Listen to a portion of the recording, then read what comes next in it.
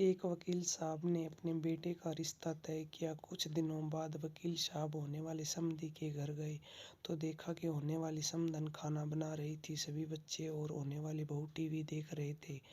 वकील साहब ने चाय पी, कुशल जाना और चले गए। एक माह बाद वकील साहब समधी जी के घर फिर गए। देखा भाभी समधन जी झाड़ू लगा रही थी, बच्चे पढ़ रहे थे और होने वाली बहू सो रही थी। वकील साहब ने खाना खाया और चले आए।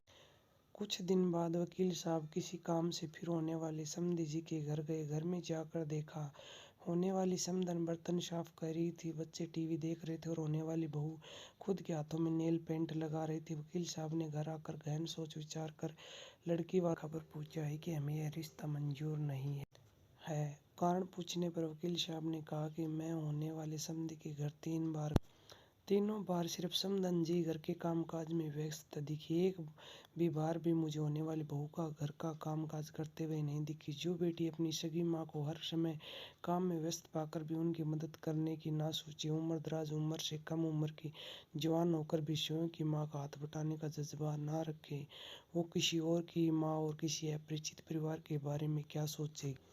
मुझे अपने बेटे के लिए एक बहू की आवश्यकता है, किसी गुलदस्ते की नहीं जो किसी फ्लावर पॉट में सजाया जाए।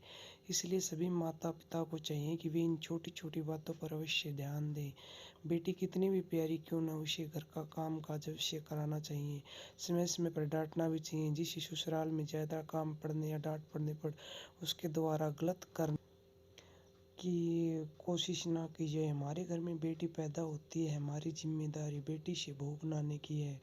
अगर हमने अपनी जिम्मेदारी की ठीक तरह से नहीं निभाई, बेटी में बहू के संस्कार नहीं डाले तो इसकी सजा बेटी को मिलती है और माँ बाप को मिलती है। जिंदगी भर गालियाँ। हर किसी को सुंदर सुशील बहू चाहिए, लेकिन भाइयों जब हम बेटियों में एक अच्छी बहू के संस्कार डालेंगे तभी तो हमें संस्कारी बहू मिलेगी। ये कड़वा सच शायद कुछ लोग न बर्दाश्त कर पाए, लेकिन पढ़े और समझे, बस इतनी प्रार्थना है। धन्यवाद।